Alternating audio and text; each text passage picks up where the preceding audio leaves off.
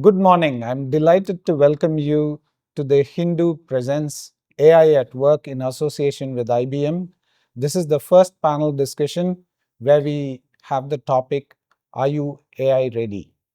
And with me here, I have very distinguished guests, each of us with decades of experience in this field. I first have Mr. Sanjay Sinha, EVP and CIO of Coromandel International Limited. I next have Mr. Vijay Ananth, Chief Operating Officer and Chief Information Security Officer, Data Patterns India Limited. I have Biswajit Bhattacharya, Partner, Automotive Industry Leader for India at IBM. I have Xavier Sebastian, President Corporate Strategy from TAFE Limited. And I have Rajesh Malhotra, Technical Sales Leader, Data and AI for India and South Asia at IBM. Gentlemen, thank you very much for coming in today. It's indeed a pleasure for me to be able to have this interaction with you. I hope to learn as much as I can from all your experiences with data and AI, particularly in the field of manufacturing. Thank you so much for being here today. So, diving directly into today's topic, which is what does AI ready actually mean for manufacturers? I first throw open the question to Vijay Ananth, and let's start with you, Vijay. In your view, what does AI ready mean in manufacturing? Yeah, thank you for having us here, and it's a very interesting topic and topic of the town. Uh, See, in manufacturing, traditionally it was digitization first, then it was like an automation. When you say AI ready, it is fundamentally calls for your process is in place and it is identified very clearly with inputs and outputs. You are also having the data capturing mechanism in place. And now you are looking for some kind of a smartness in the existing automation. How we can leverage the decision making to improve our productivity, quality, and reduce the manpower, because the manpower for manufacturing is depleting. So we need to have some sort of a futuristic approach. So when we say we are AI ready, any company is claiming AI ready, they should have the necessary infrastructure which is in place to capture the data. Also, the awareness among the people to say that this is going to help us in accelerating our productivity and quality, improve the quality, and more importantly, the mindset. So, in our premises, if you say, we have addressed all these three by first educating the resources, saying that this is we are looking forward because of our increase in productivity requirements. We are also setting up the backend IT infrastructure, which is going to capture the humongous amount of data, which is going to come from machinery, process outputs, as well as people information. That is augmented now. And third important thing is having the use cases executed such a way that we are able to find out the actual outcomes of these AI initiatives.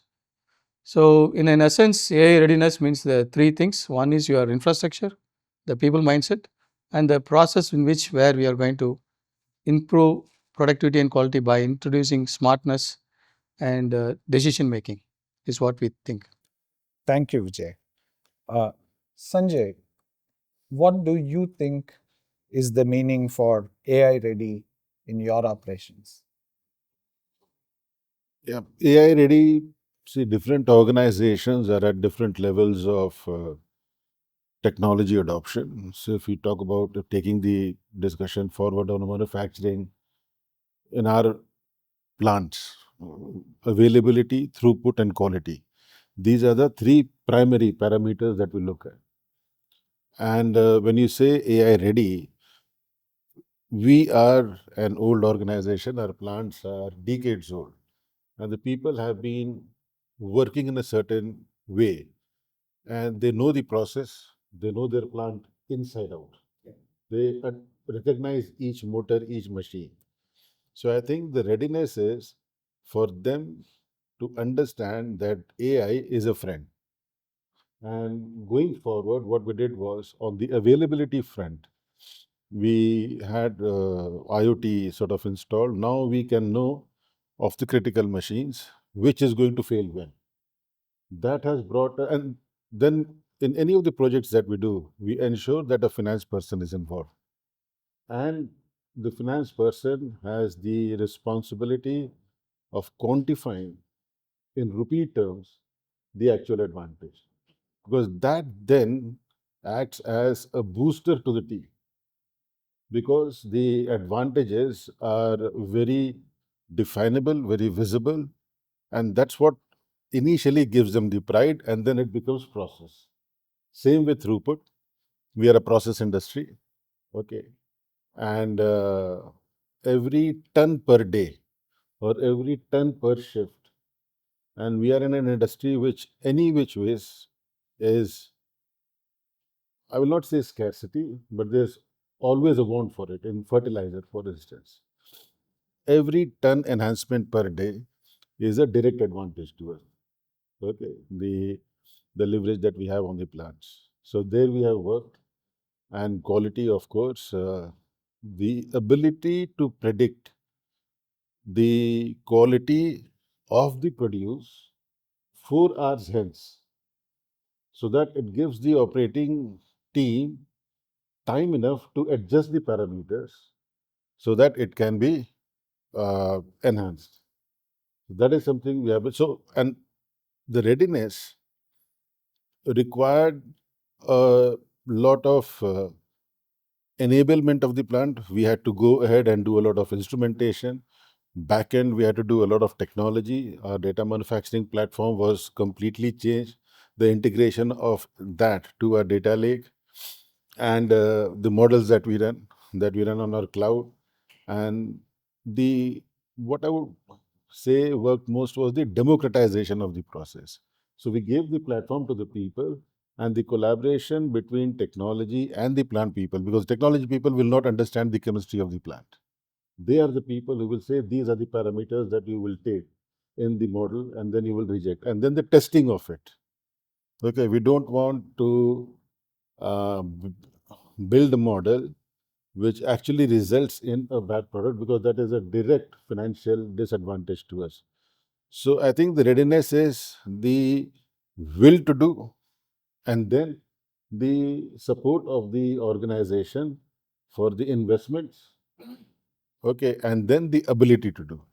I think this is how we would look at it. Perfect. Xavier, your thoughts on how or what you would consider to be a company being ready for AI? I think both well said. So I want to take the discussion forward from there. And I think what I've learned, and I'm not a practitioner, I come from the strategy function. So one of the things I've seen is that ideas are best when the problem comes from the line, and then they try and solve it. And so I think the most important thing is organization, leadership, all the way down, knowing the technology enough to know what you can do with it.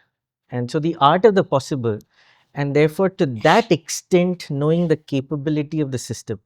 And I think it's not just enough that the line function knows it. I think at every level, that awareness is important. So that knowledge of technology, I think, is one thing I'd like to add. I think the second thing I've noticed is we all have systems and processes. We've been in business for 65 years as TAFE, and I'm sure most companies are this. So a lot of our rhythms, policies, governance mechanisms are all designed for the old world of a SAP or whatever it is. And sometimes what we do is we rush into all of this and we do the investments, but we forget that the overarching things of data policy, confidentiality, cloud policy, all of that we forget. And we forget that, hey, you need new roles. You need data scientists, you need this, all of that, right? So we forget to create the enabling infrastructure.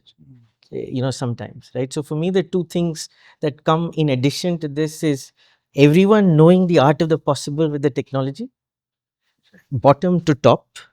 And the second one is just making sure that we've thought about the overarching enabling ecosystem in some sense, to make sure that no one feels that they are bottled up and they have the freedom to do what they want.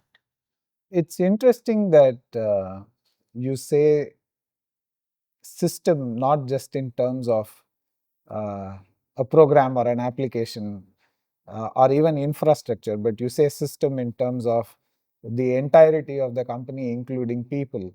I think that's something that we should keep in mind in terms of looking at AI ready. We generally talk about people being ready for AI and systems being ready for AI, systems being infrastructure and other computer related things. And we talk about processes, but I think you're right that it's in the entirety of it that we become AI ready. I liked Sanjay's point about uh, the AI not being only a technology function, meaning that it's people in the plant, people in the whole system. I like the idea that finance is a core stakeholder in the whole program. I'm proud to say that at the Hindu, for example, I'm the designated AI officer for the Hindu, and one of my biggest support comes from our CFO, who now says that just like there is an ROI and a business case path that goes into his office for funding, he needs an AI review for each process that comes into play.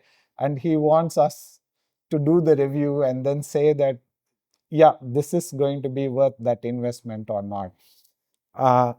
And just in the first line of questions that we find so much that we've learned from each other. And I would like now to ask Biswa, because he sees so many different people like us on a day-to-day basis. So Biswa, what do you think about AI readiness? First of all three of you kind of talked from a uh, very practical standpoint, I must say that. See, for me, AI readiness is, and especially from a manufacturing industry standpoint, embedding intelligence to every layer of the manufacturing processes, starting from the machine to the control room in the shop floor to the boardroom where the decisions are being made.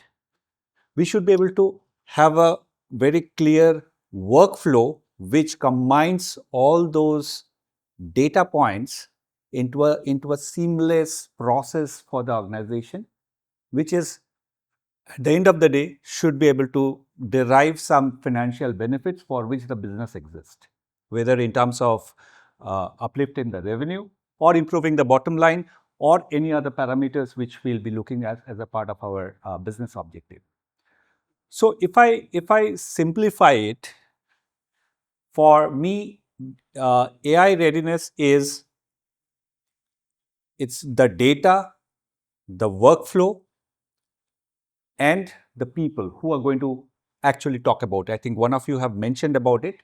It's the people should be skilled enough to identify the opportunities with the right ROIs, and also should be able to trust the decisions which are being generated by the AI solutions. Because at the end of the day, what we are looking at, the AI needs to be trusted, AI needs to be also secured. That's another point.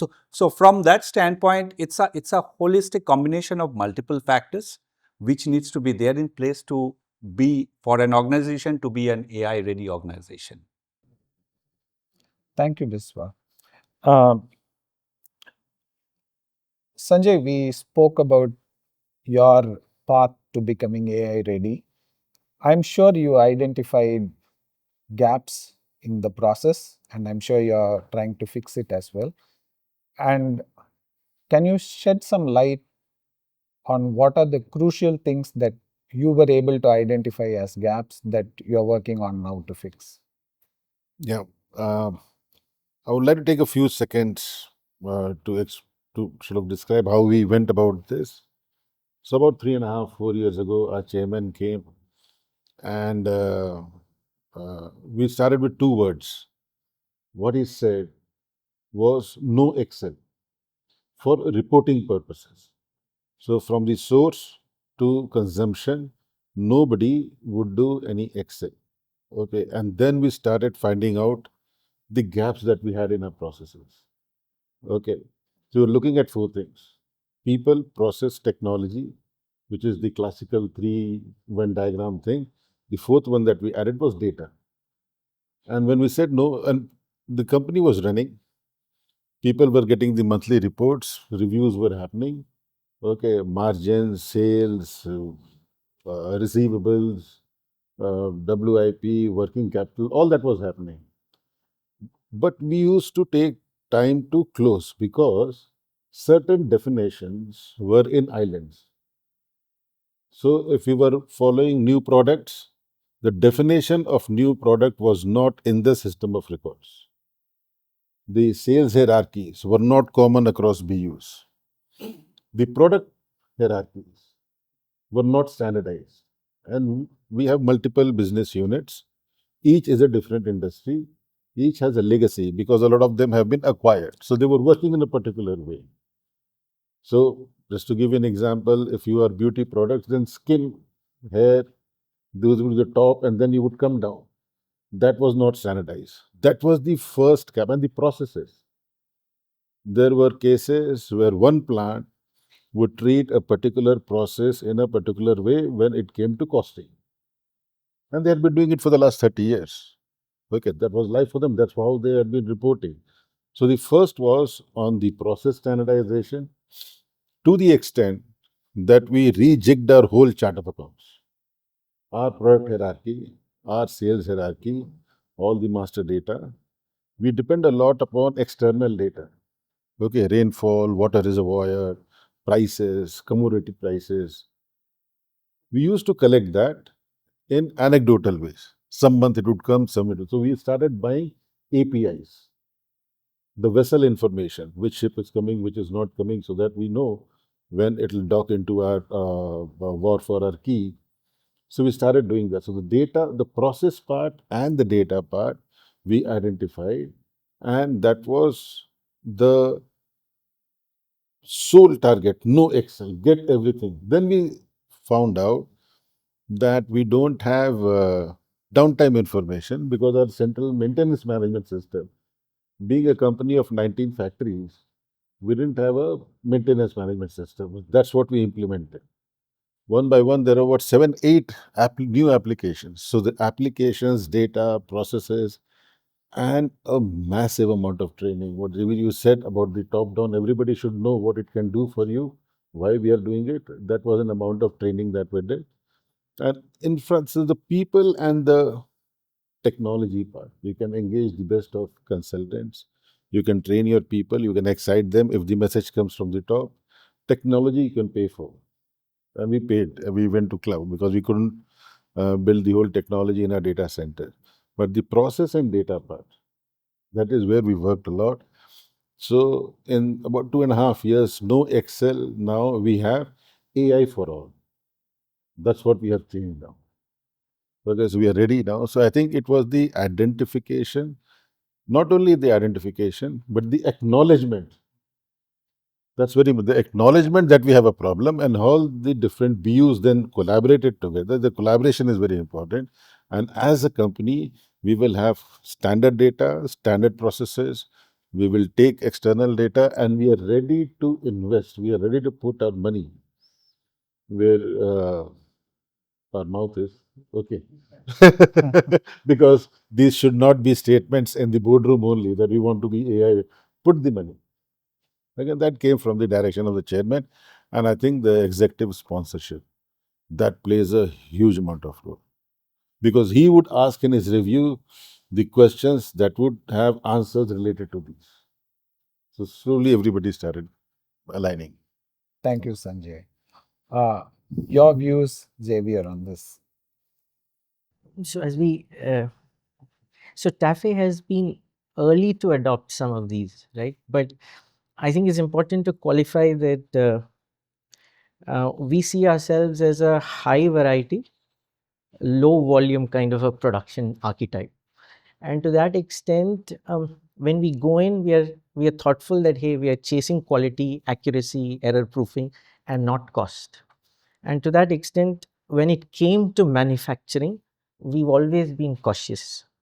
The second part of being cautious was always that, hey, we have old equipment, it works for us, and we don't want to have, sorry, people come in and say, just to sensorize it, you need to spend a ton of money to upgrade it, right? So keeping all of this in mind, uh, we've been cautiously frugal in how we went about this journey. Having said that, the journey started in 2010.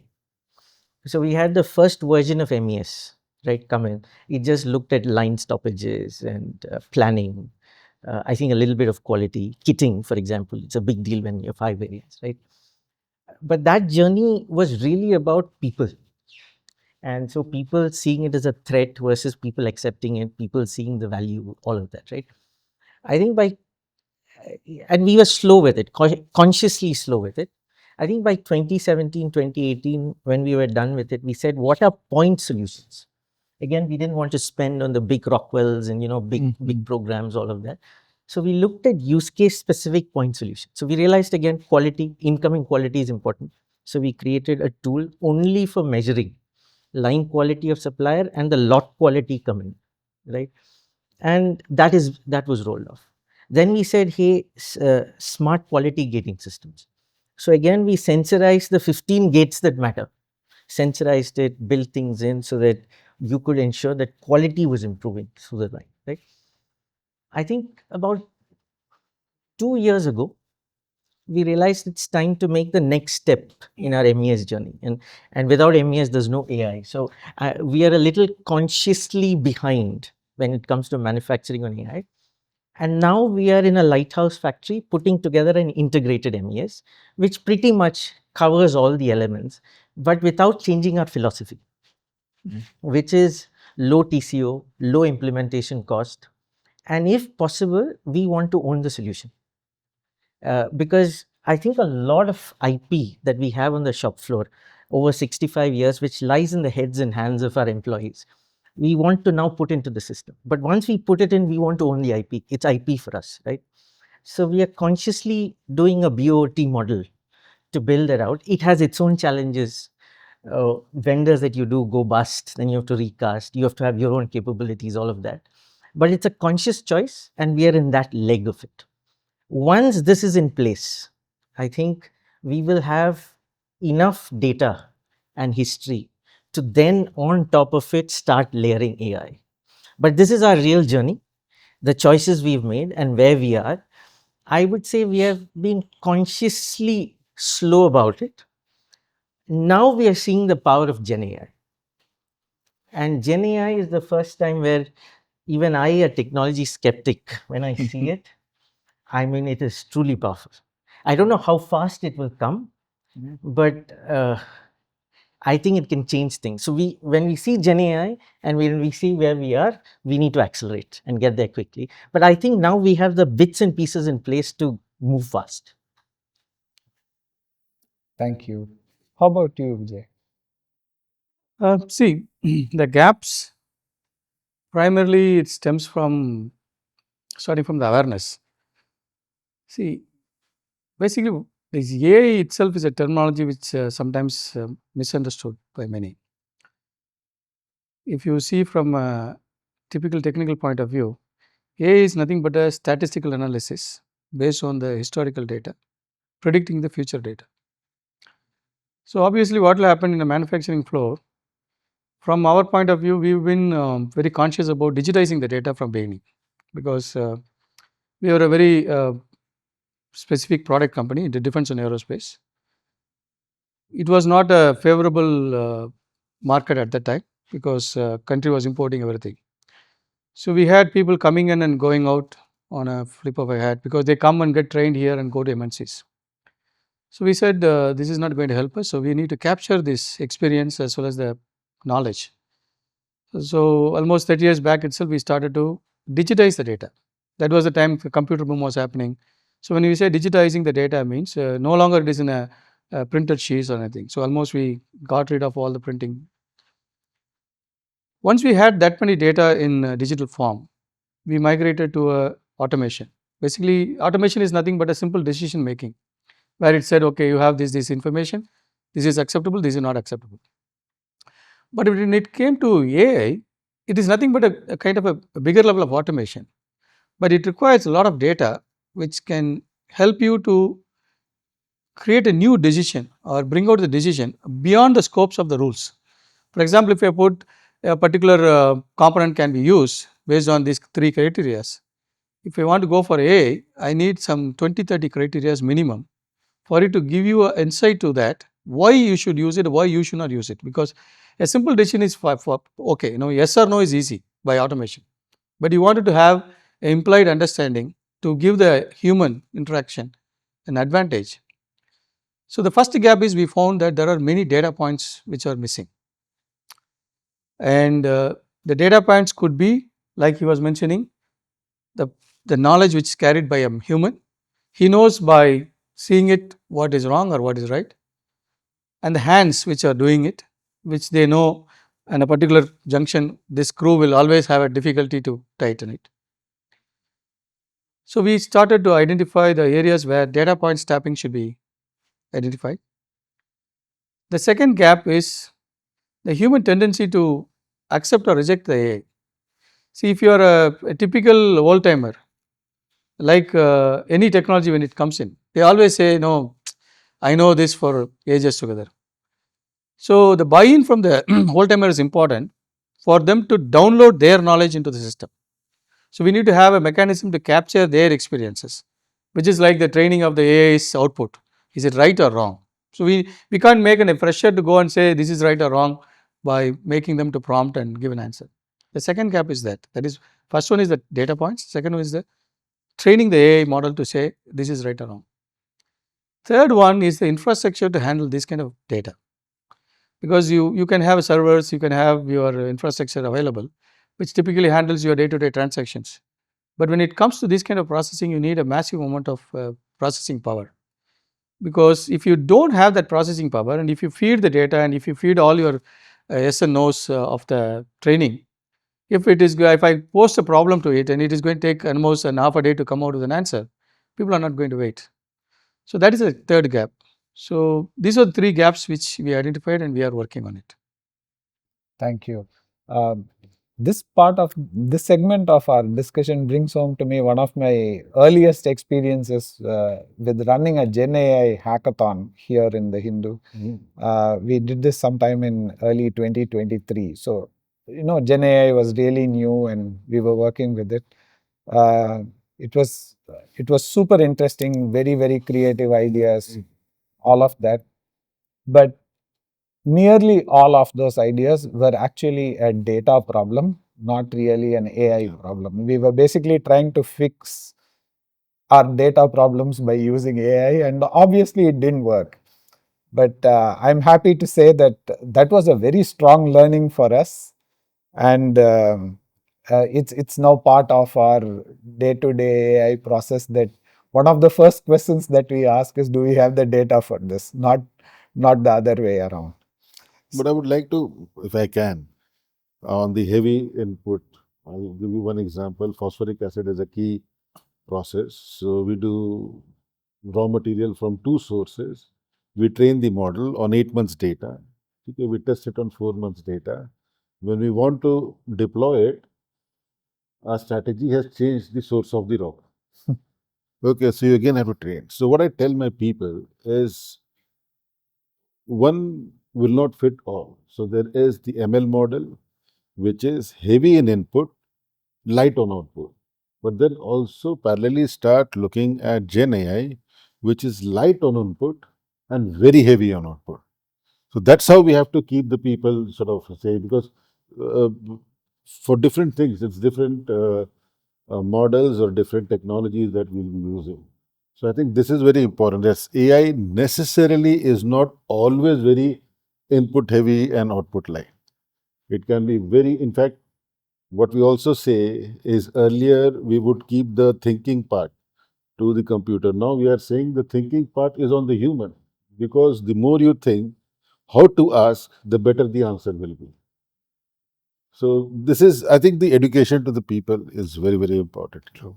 And the discussions that we had gives me a nice segue to the next question, which is which comes first, the business case or the technology foundation? Would you like to start off, Sanjay? The first comes the will of the organization. I think there are enough, we are large organization, enough business cases. And if there is the will, see, of the four things that we looked at: people, process, technology, and data. Technology, seemingly erudite, is the easiest to do. Get a good consultant, build up a good cloud infrastructure, train your people, and they'll be happy to learn it. So the technology is easy. The technology at the edge is difficult, because you just don't go on plugging in stuff in your plant. Okay, so technology at the edge is difficult, and edge means non-plant edge, your feet on street. Okay, the data points you want them to capture. Okay, so but the technology part is equal. The If you have the willingness and not the willingness of a, what I call as a fashionista, okay, doing it for the sake of doing, but really understanding it and doing a validation that there is hidden money in it, there is hidden value in it, and be very clear. You want to be a first mover, fast follower, you want to be a domain orchestrator, or you want, if you start with cost cutter, then it is a demoralizing sort of a thing. So you want to, while finance is very important, it is more from the point of view of invigorating the people than from a cost cutting. So I think the willingness and putting the stakes on the ground, that if it is working, it certainly will work for us, and we are big enough, there is enough potential for us to leverage. Thank you. How about you, Vijay? Yeah, I would say more than these two, the dynamics of the markets it comes first, because see, every technology innovation has made companies and broke companies. So if you are aware about the dynamics of the market, and if you are very clear about where it is going, then naturally you will have your own business cases coming into play. Because in our case, we are a product company by nature. So for us, the important thing is we have to fight three front wars. One is on the internal process improvements, productivity improvements, quality improvements, and all that. At the same time, our existential is based on the product improvements. So natural flow would be the technology is migrating to next level, is putting a back pressure on the market participants to innovate themselves. So once we have the DNA of a product development, the next handicap will be the technology foundation. Because okay, we have an idea, now we can use this technology, because we are not averse to technology, because we are a technology company. We work on the latest GPUs and latest processors, cutting edge technology. So we are not averse to the technology, but we need to have that foundation in place to enable people to utilize it faster. So in an order, it will be like market dynamics, business case, and the technology foundation is what I think. Thank you. Xavier? So this one, you have to indulge me a bit on this one and see the. Uh, I think in today's world, be it LinkedIn or breaking news culture or whatever, there's a high-end consultants, both management consultants like I was or technology. The problem is the FOMO effect on technology trends is so high that if you listen to everything, you need to do everything every time immediately, No. right? And therefore, for me, the first step is and because I'm strategy, and to me, the essence of strategy is deep self-awareness combined with an equally deep understanding of the world you operate in, leading to smart choices. Choices means what you will not do and what you will do, and being sharp about it. That gives you differential advantage, right? And having using that lens to have clear clarity that, hey, in manufacturing, I will be very tactical. I will only do ROI. However, in sales and marketing, for example, because it's strategically important and the power of the technology is huge, I will go all in. And there I will innovate. I will not care about ROI. I will just be very different and create my own IP there, right?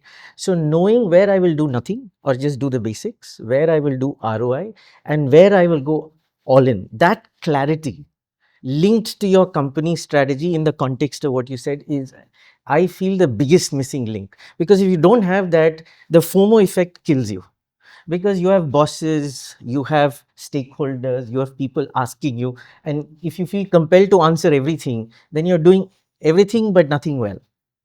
Once you have that, to me, it's a combination of two things, right? I think the point about your gap, the biggest learning that I had, and I know it's a simplistic learning, is that unless you have connected data, you can't do AI, right? It's point data. Like the biggest gap we had is we had point solutions, but they were great for a world, but they were not, we needed to bring them together to connect them to do AI, right?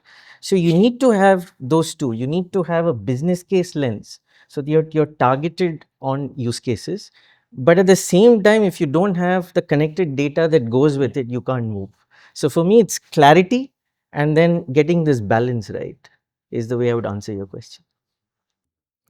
Rajesh, from a field perspective, you must be having multiple conversations at the same time with the people who are similar in nature to our guests today. Uh, what what do you hear? What do you hear as being first, the business case or the tech foundation? See, adoption of any technology comes with its own, dilemmas, right? Like you mentioned, dilemma of, choosing technology for the sake of picking it up, or choosing it because it's going to be a strategic advantage to my organization, right? However, said and done, business use cases, we just heard that finding business use cases across organization is not a challenge. Whether it's, your organization or Coromandel, you said use cases are there across. However, there are, it's like a roadmap, I would think like a roadmap, right? That certain technical foundations are a must have in this paradigm, because without them, I will not be able to move forward. So my data foundation needs to be there, right? Now I am trying to democratize data across my organization. So data governance foundation needs to come in. So it's not like the erstwhile time when an MIS report was churned out by a department and pushed to a manager. If I'm now looking at self-service, I need that data foundation layer as well as the data governance layer to be there. From there on, I can possibly look at, trying out a use case from the AI perspective, the business, validate the business case, show the art of the possible within the organization. But I would still think there, once you want to latch on to multiple business users, you want to go into, really trying to make a strategic difference, pick a function and adopt technology foundation for that particular, and function as a whole, right? Because piecemeal technology adoption leads to a lot of, redundancy, and obviously technology deficit in the organization, which is what you don't want organizations to have. But you will find that everywhere the deficit is there, and how do you try and overcome that? So the foundation becomes important. We are all at different points in our AI adoption journey, as we can see from our conversations. So, depending on where each of us are in that journey, I think at some point, um, either in the past or we are going through that process now of determining, uh, okay, so here is a plant or a process that I want to scale with AI. Now, at you need some signals to come to that decision. Now, what are those typical signals? Can we start with you, Xavier? This is a practitioner's question, really. So I don't know how well I'll be able to answer this question. But I think for me, readiness starts from people. I mean, the basics are required, so I'm not getting into that. I agree. We need to, if you're wanting to do true AI in the sense of transformation, I agree. You need to think of function, you need to get that in place. But once you have that, I think for me is my biggest sense is, are the people embracing it? Is the function driving it? Are they demanding it? Are they coming up with ideas? And are they the ones saying, hey, this is what I want to do, and tying it together? To me, that pull, if I see it as someone from strategy, right, and a lot of proposals come to you from all functions, to me, that's the biggest lens of saying, hey, I get it. We should go there, provided it fits in with the clarity. Remember, I mentioned clarity. So you have that lens going on. So you know what you will do with all, right? You need to have the data. There's no question about it. But then the real thought is, hey, is the team coming, leadership and line together? Do they have clarity of what they want to do?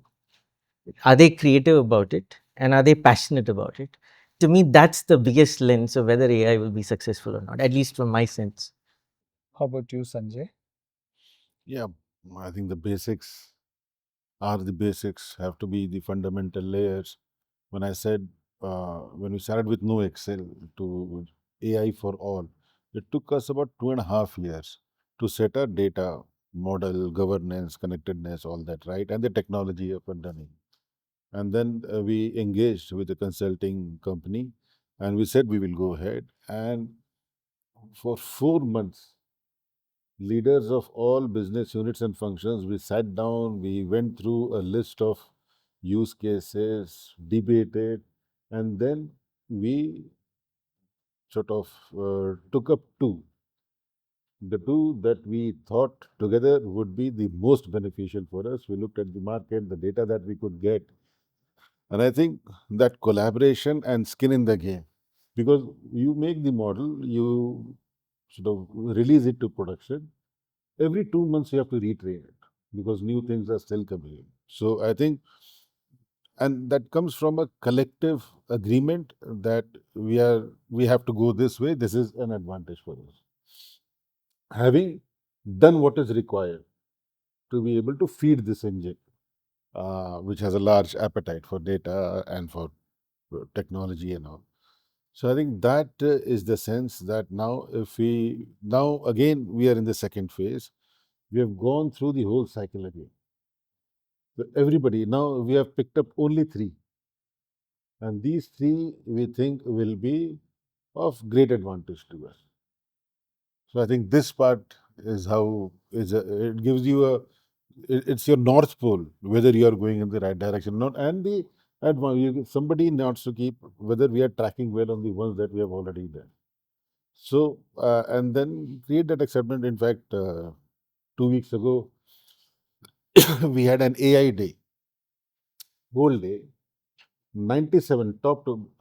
So my MD was asking whether the chairman will sit and the executive vice chairman will sit. I said, I promise you they will sit through.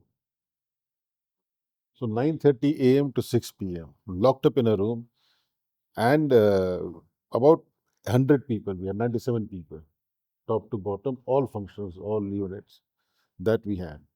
Okay, we are inaugurating our plant, so we just inaugurated the Center of Excellence for the new plant. So that from day zero, we will at least start capturing the data, which 6 months later will be feeding any model that we will be doing it. So, but this thinking that make this the norm, that data is a core requirement. I think that gives you a sense that if you do anything, there will be collaboration, there will be participation and adoption. Super. Vijay? See, going by the question, the signals for AI implementation, though here a different point of view, it's a good point. It is no longer this FOMO effect. Whether you accept it or not, it is becoming a necessary evil or necessary angel you have to now migrate to. The first signal you will have, if you are a product specific company, you will see the technology product companies have 3-4 types of entry barriers. One is the finance, which is very huge when you want to do product development. The second one is your ability to observe the technology or implement it as a product. For example, that kind of resources you will not have. It's like a specialized area. And third one is ability to market it well. So, when in our case, when we see a new company suddenly coming out of the blue, the entry barriers are now coming down in terms of finance, because government is saying, I'll give you grant, you come out of the startup ecosystem, I'll give you fund, you do something which is useful to the society. So, that is broken. The second entry barrier, which is the technology specialization and availability of such kind of people, is now broken by means of these AI engines. Today, if you wanted to develop in fact, if you go to Grok, the first introduction he gives is how to build a rocket to reach to Mars. Complete code is available. So, you are breaking that. And third one is they are able to reach to the market because they are working closer with the customers. So, that was a first signal for us. He said these are the signals which is very clear.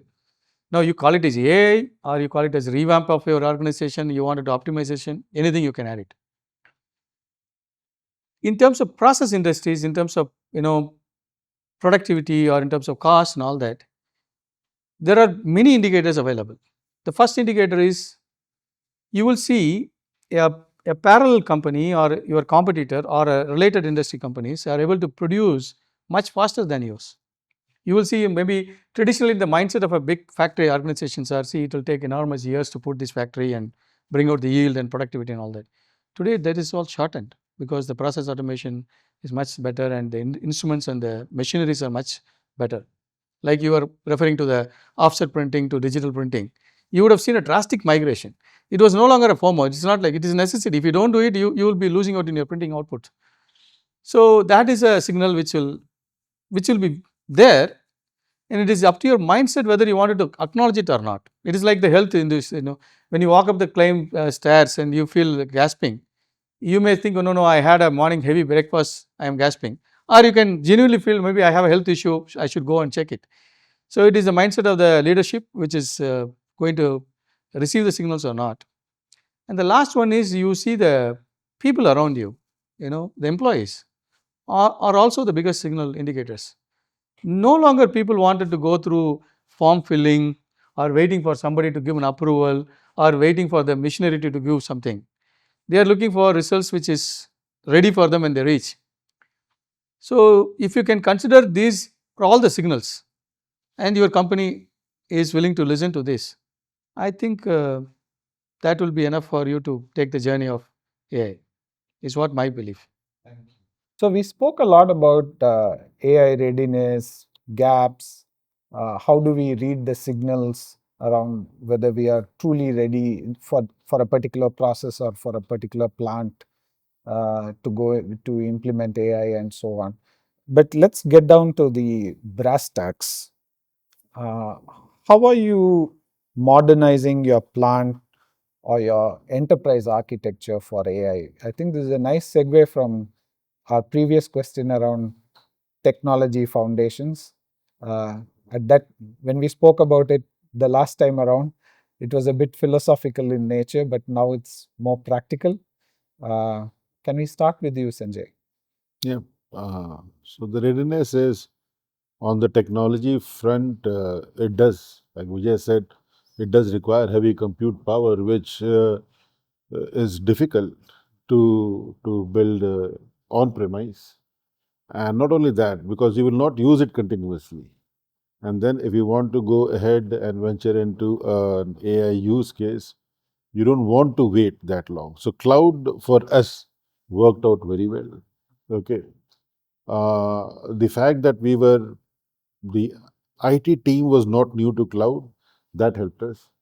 And then we took help of professional consultants as to the levels of curation that the data would have, the levels of stages, and how it will all flow through, and how the source systems would come. I think that was a big challenge for us, getting data from the source system and then moving backwards, uh, sort of validating the source systems or correcting. That would be the correcting and sanitizing the source system. I gave the examples of product and hierarchies and external data.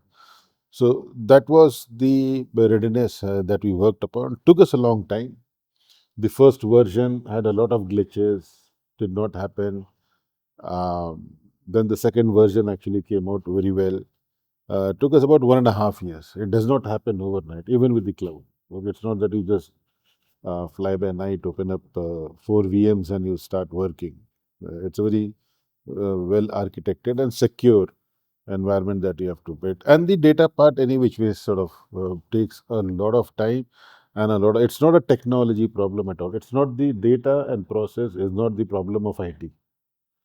Unless the business units and the functions sit down, they agree that this is how, when a new product comes, this will be, to the extent that when we have thousands of marketing people, okay, and I can say the transferring of one person and immediate recording in the system.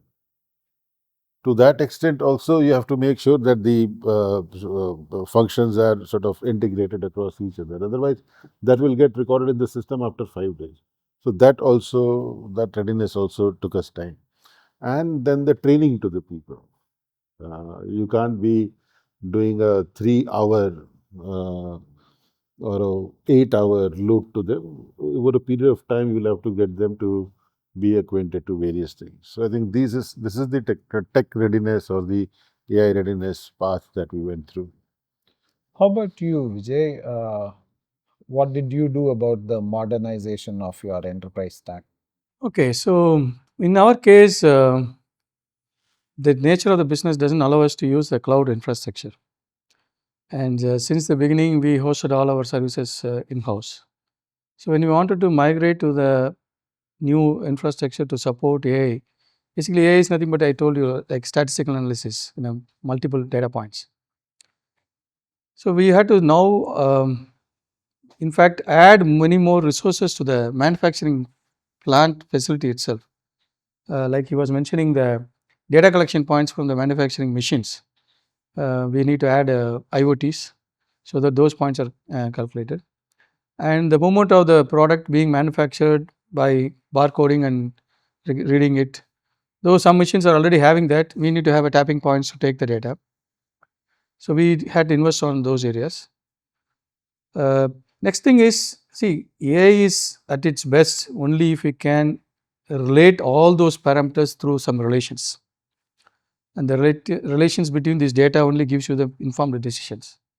So we need to train those models by giving those relations and giving what is right or not. So we started investing on capturing the data and giving to the people to go through it and say yes or no. Like he was saying, importantly, the training on the people. For few, it is nature because they are already used to the latest technology. For the old timers, it is something like a threat or some kind of a fear. What am I doing and how it is doing? So we went through a lot of types of training. We basically, more than training, we made them to go and attend forums or exhibitions to get a view of what the world is doing and how they are seeing it.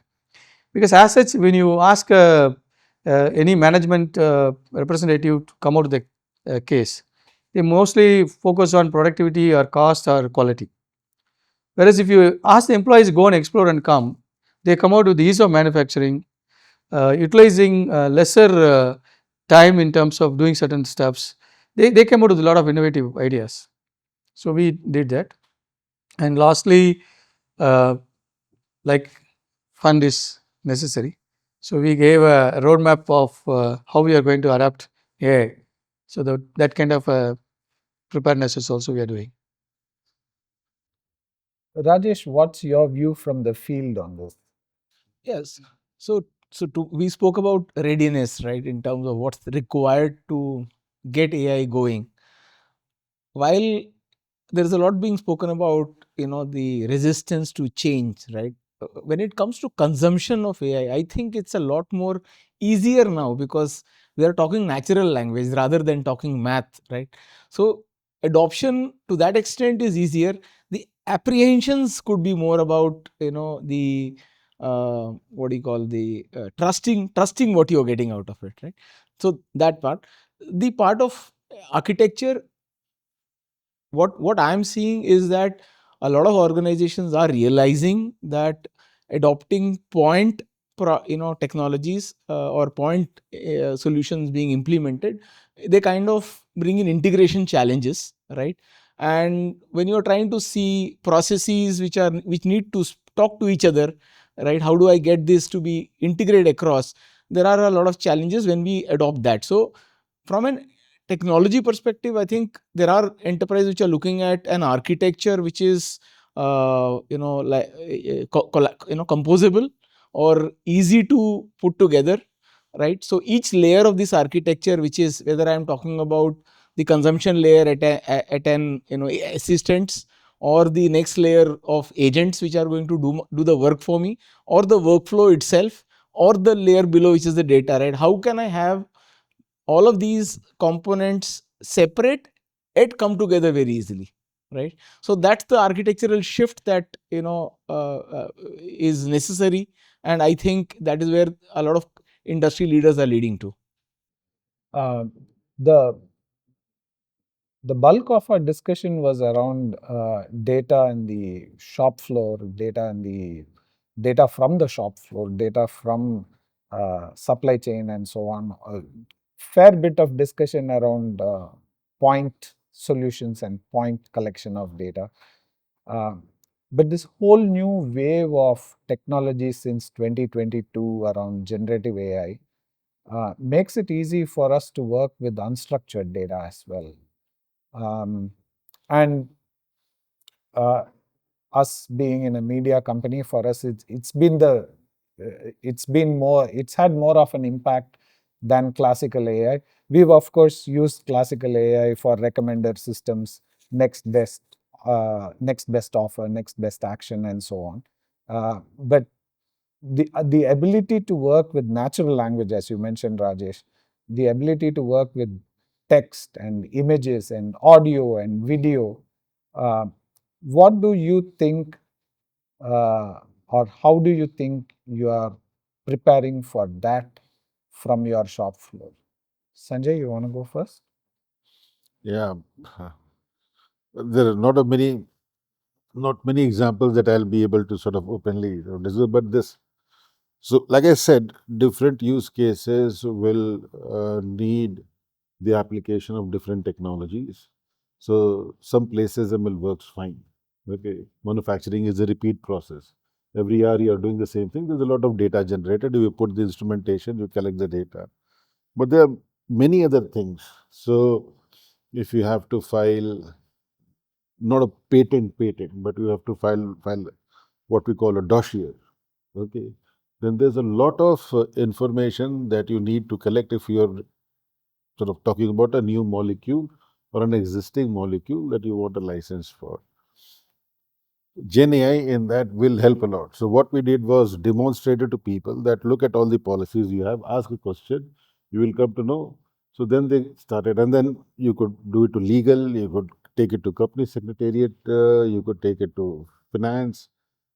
We have a project where we are doing the dashboarding. Okay, we are calling it the voice of the name of the project. So rather than the dashboarding, now the data is already there.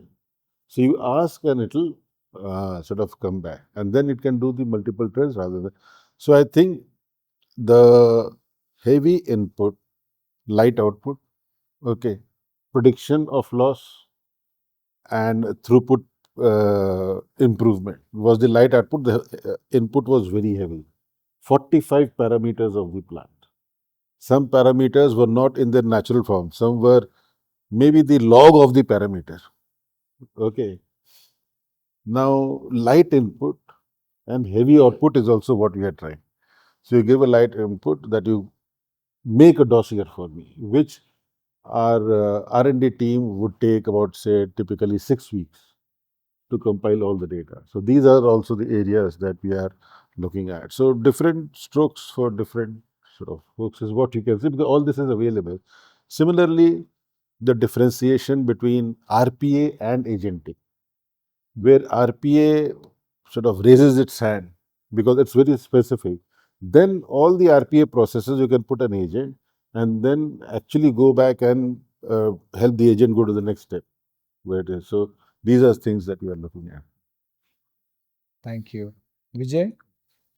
Yeah, see, That is a big challenge because the heterogeneous nature of the data makes it a little difficult for you to create the relationship. Because when I have an audio data and a video data, and along with that there is a textual data and a structured data, unless we make the relationship very firm and clear, it is not going to utilize this all this data effectively. So typically what happens is that there will be a translation of from A medium to B medium. For example, a voice data will be translated to a text data for to create a relationship. In our case, the data capturing point is mostly dependent on machine data and textual data. But when it comes to the engineering side of it, we need to integrate concepts, ideas, either by written text or by the laws of the physics and things like that. So we have created some kind of a man in the middle concept, because sometimes how much ever you try, though the model is capable of taking those data and assimilating it on its own without even you translating it to text, but to parameterize it and make it to say that okay, this related and this is how it is going to be, we had to put man in the middle to translate that information. That is the approach we are taking as of now. We have to see as we progress, only we have to see how effectively we can migrate all this information. True, true. Now, Sanjay, this question's for you. How are you ensuring that data availability and the quality of the data at the point of the decision, which is all the way from your feet on the street to plant information to enterprise systems? How do you ensure that all of this comes together in a timely fashion and in a in high quality? No, so like I've said earlier, this is something that we have sort of invested time. Took us about 2.5 years to come here. There were many categories. If you look at the core system of SAP, within that we had to do a lot of process changes and standardize the master data. So that was core. About 14 master data items we looked at, and over the months we worked with each function and BU. External data standardization also we did.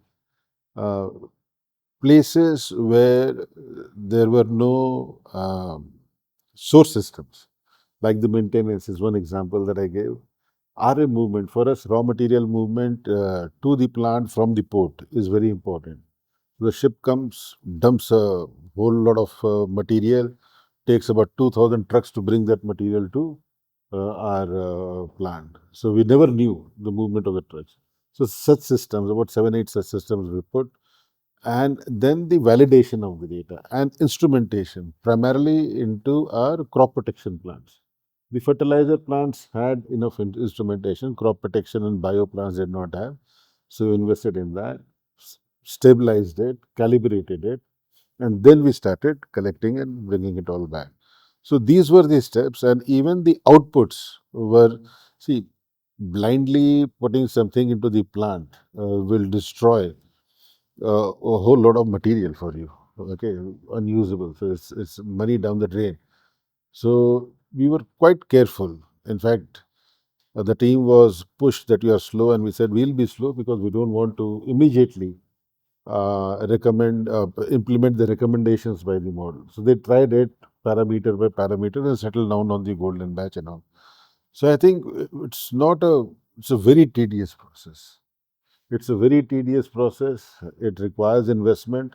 It requires collaboration. I think everything investment you can get, source systems you can put, but the collaboration part and the willingness of everybody to come to the negotiating table, the finance head of one business unit says, okay, I will change my process. Okay, I think that is what helped us come to a standard view on the data lake. We now have it curated in 3 stages. We call it bronze, silver, and gold for lack of a better name. Everybody calls it that. So to come to that, it was a lot of sweat. Yeah. As somebody who's built 3 unified data platforms throughout his career, the latest of which we launched just last month. Um, I have a I I have a concern around two areas when it comes to unified data platforms particularly. One is around late arriving data. That's a common problem. Uh, a less common problem is slowly moving dimensions. Both of these are pretty intractable challenges unless you can find workarounds for your particular implementation.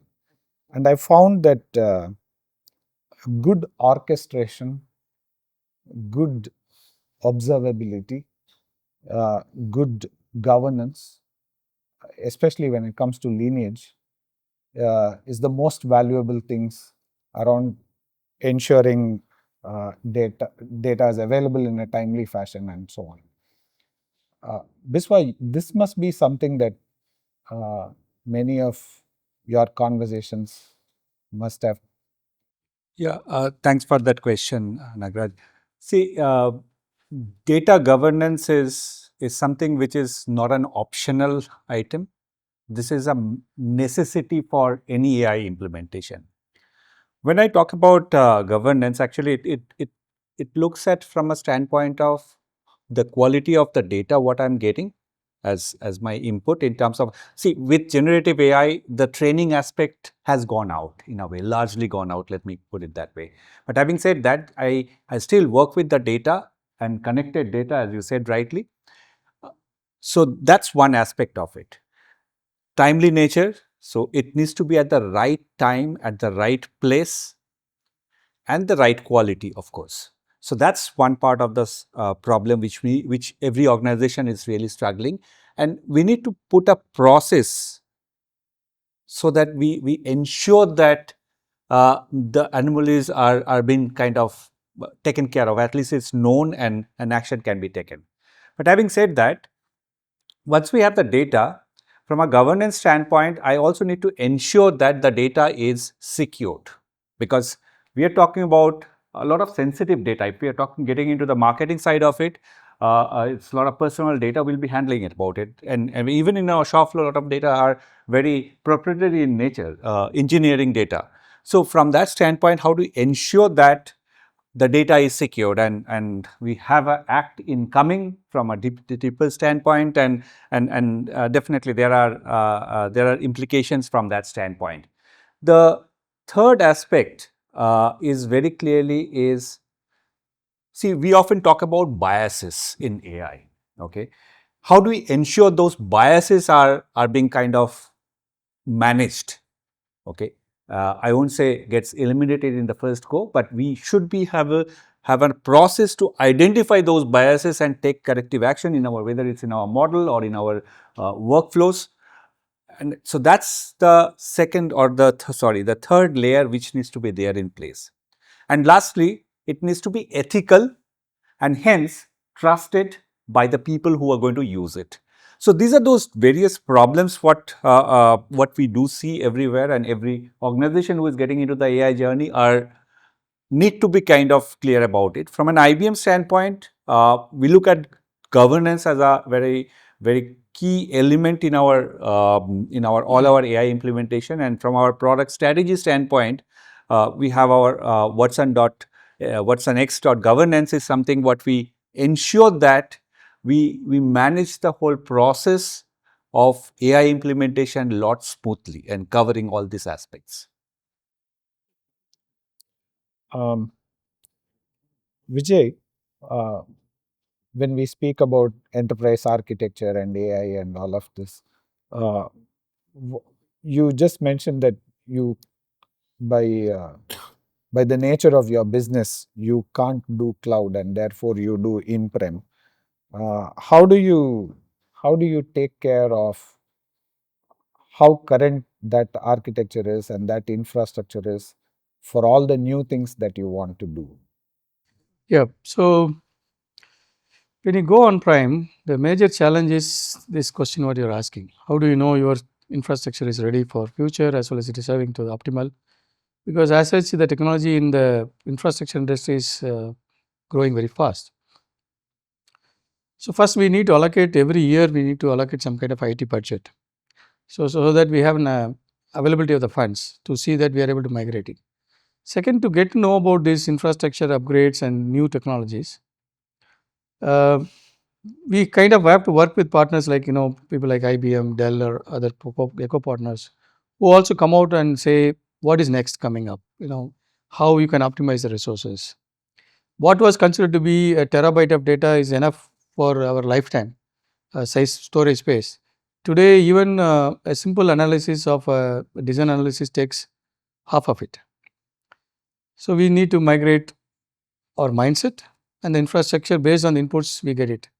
Third is the demand from the customers, the in-house customers, demand from the services, where the earlier execution of a particular process automation taking some X number of seconds, and when you have many more people joining your organization and demanding more of it, you find that the timing and the data load is also not living up to the infrastructure provisioning. So we need to migrate it. So what we do is we also look out for advanced technologies. We want to sometimes try out some new technologies, even though it is not very familiar among our peers. Or so we kind of tell our industry partners saying that, look, if you have something new which you wanted to try it out, feel free to bounce it on us.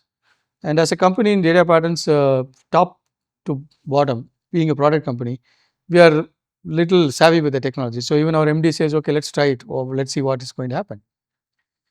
And that's how we kept ourselves abreast in the infrastructure, because we are handicapped without the cloud.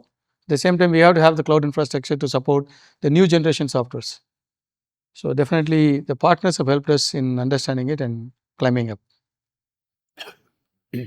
Sanjay, you mentioned that you've taken a cloud approach to much of your new work.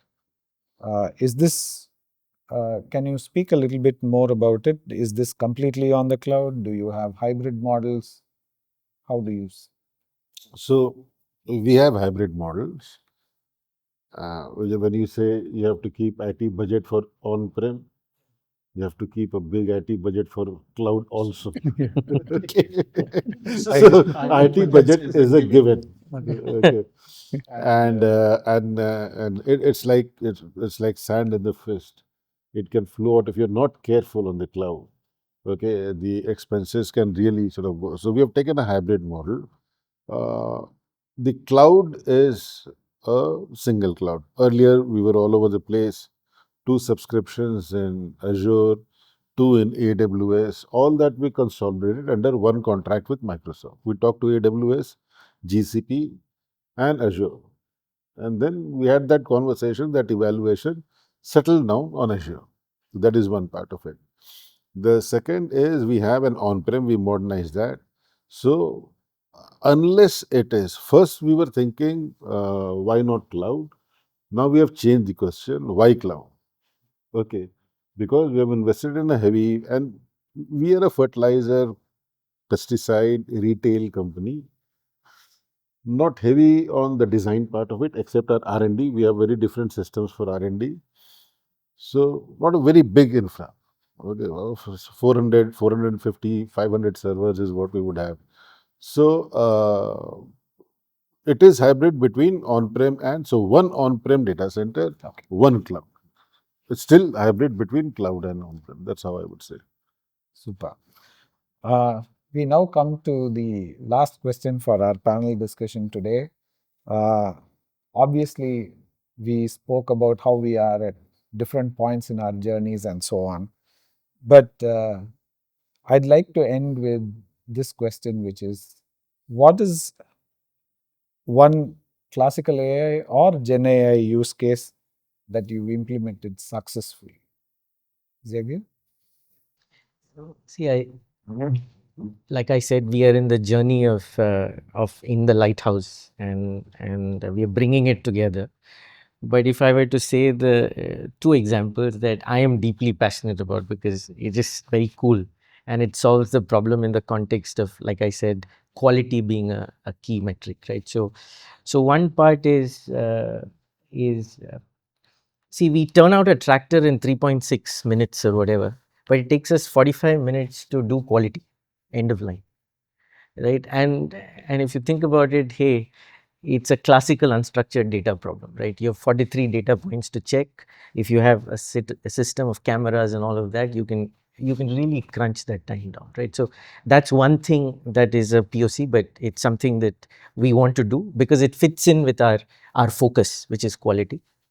I think the second one is classical AI, but at the very beginning, because once we have that control tower and everything going, I think for us, because our variant mix is very complex, right? And you have to look at what we have in stock, what we need to make, what kind of quality issues you have, what is the staffing pattern and the skill matrix that you have. So putting all of this together, can you make an ideal model mix scheduling plan for the day, right? So our view is that if we can do the beginning right and do the end right, everything in between we've been doing since 2010. We are taking it to the next level. We do the connected data, we'll figure all of it out.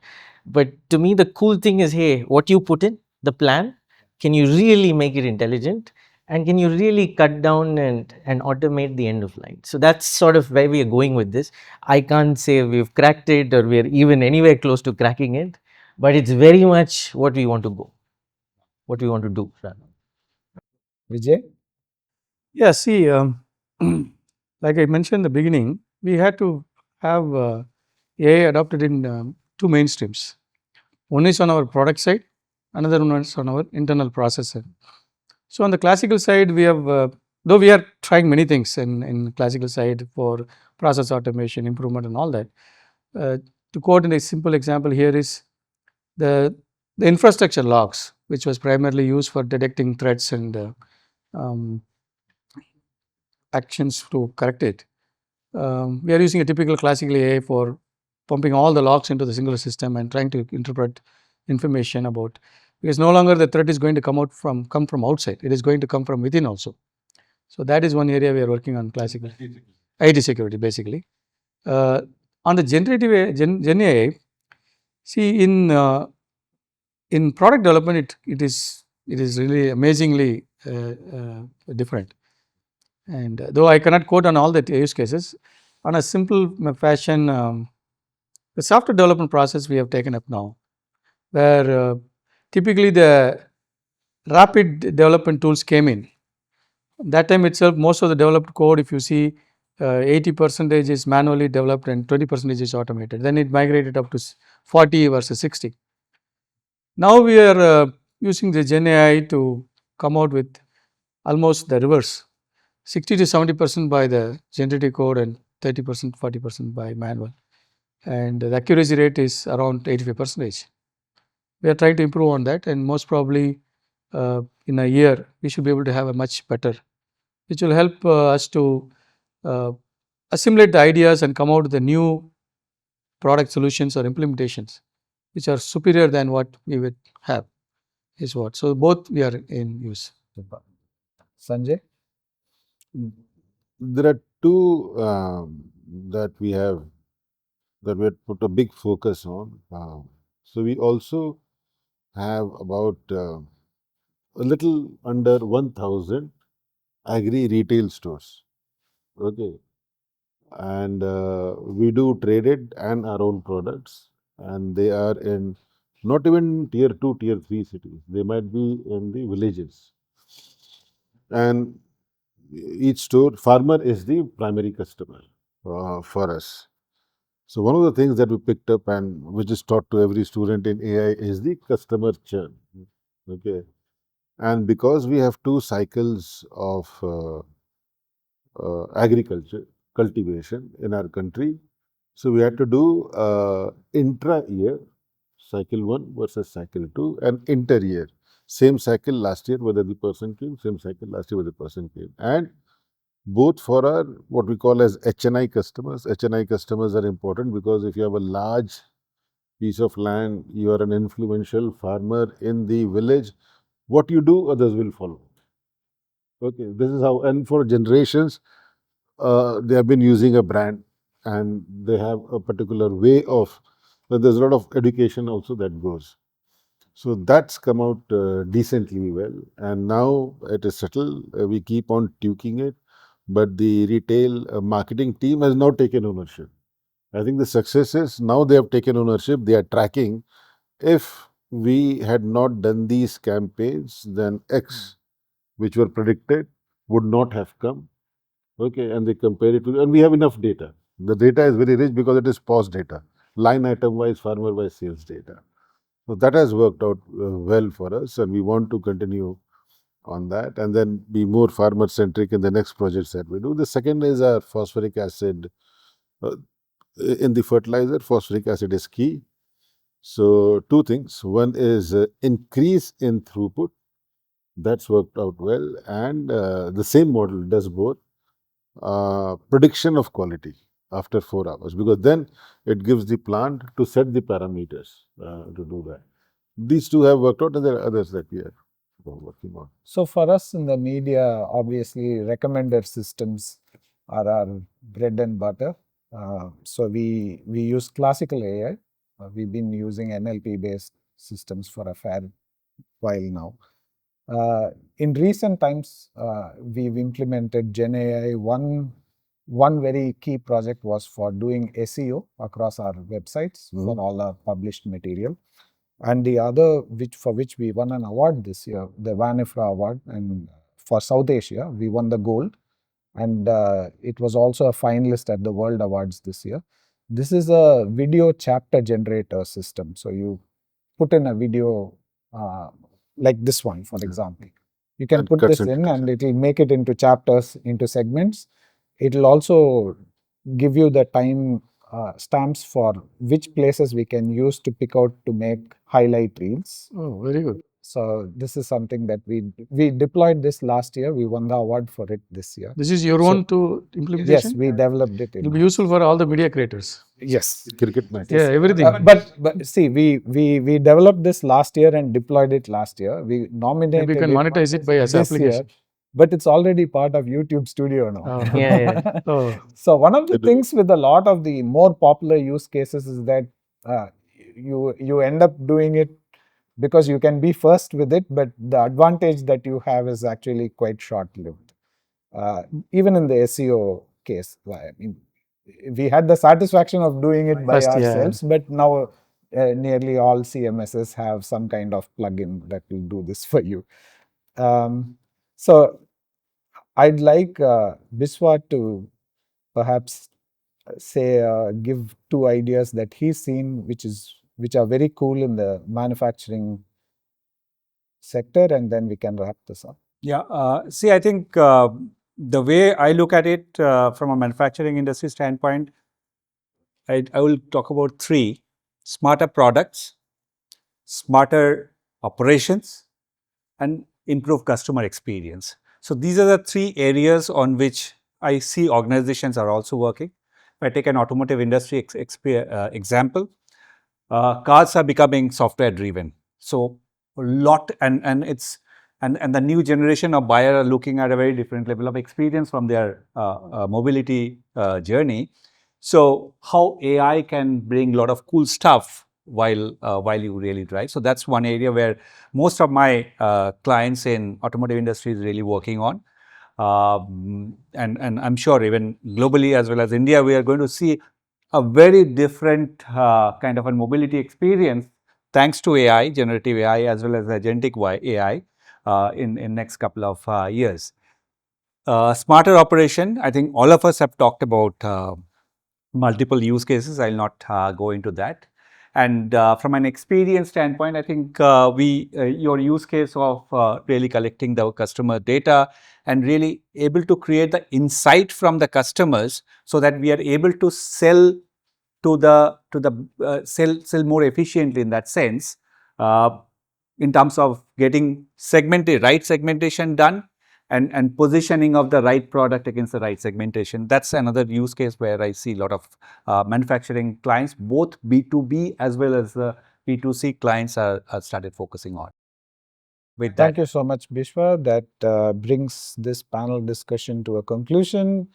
Thank you very much, gentlemen, for taking the time to be here and sharing your thoughts generously and kindly. Thank you. Thank you so much. Thank you. Thank you very much.